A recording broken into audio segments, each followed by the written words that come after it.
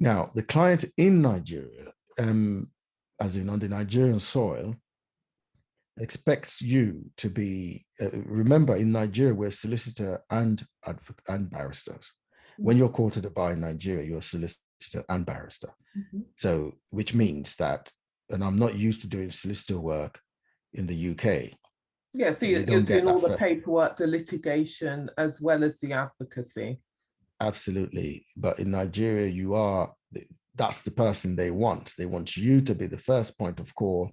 So that was quite very strange to me to have that initial direct contact. And they expect you to be Superman or Superwoman anyway. They expect you to have mystical powers. Because if you don't go into court, going into court is like going into a battle. These are the cultural traditional beliefs that, you've got to be larger than life. You've got to be very spiritual. Sometimes they want to pray with you before you go into court. They want to have prayers because you have to be fortified. The judge is going to eat you alive. So you have all those kind of, it's not a challenge because I can understand it. And of course, you have to understand how things work out there as well, because I need to be savvy you can get a judgment, for example, and the judge can give you a judgment. And you now want to go into the court admin to collect that judgment. And in the UK, it could be sent to me via email. It's done. Once we've done it in court, that's it. But you try going to the admin office in Lagos or any of the provincial courts to collect a judgment, and it's a big deal. And you then have to be very charitable. That's putting it euphemistically. So how much time do you spend in Nigeria then practicing law? I'm normally almost every month or I'm out there, but since lockdown, it's been very, very difficult to even, as you know, traveling now it's like you have to tick so many boxes.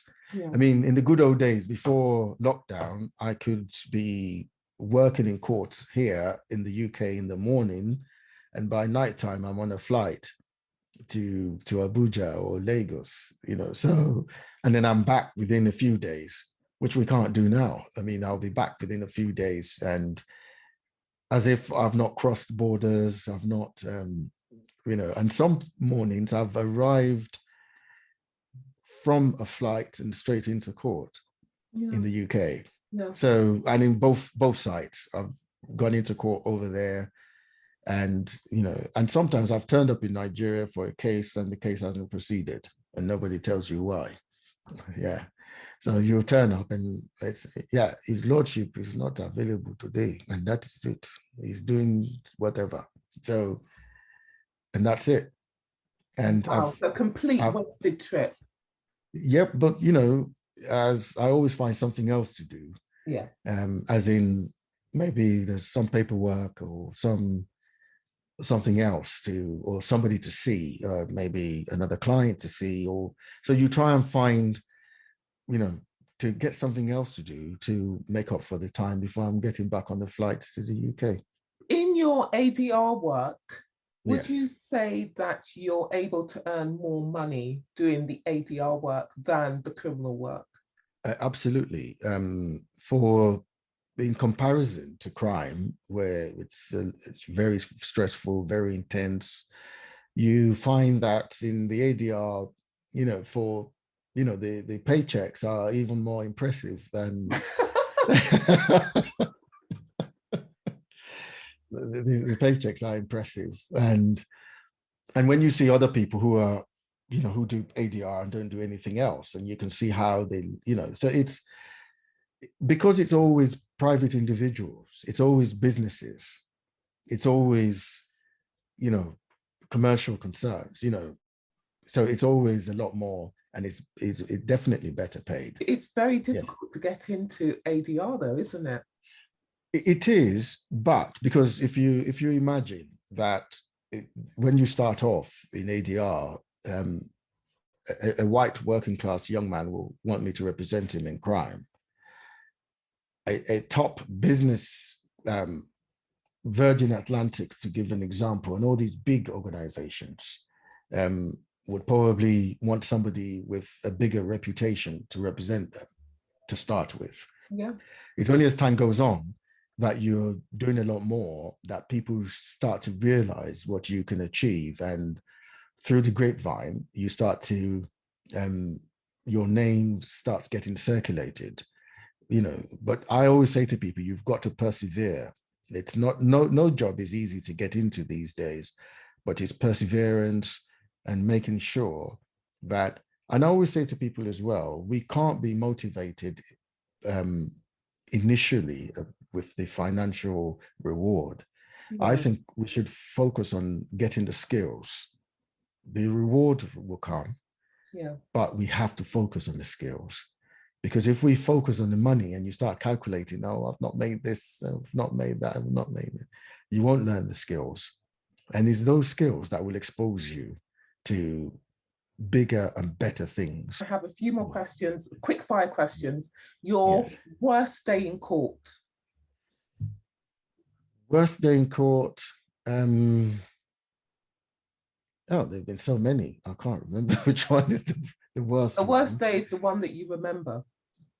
I think I've turned up in the wrong court once. Me too.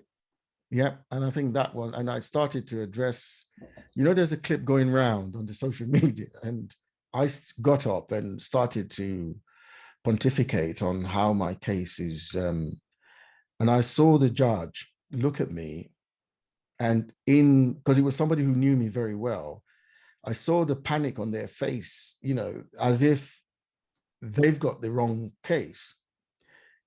And it turned out that I was in the wrong case. I needed to be next door. That was really embarrassing. Best day, your very best day in court. Keep it brief, day. Counsel, keep it brief.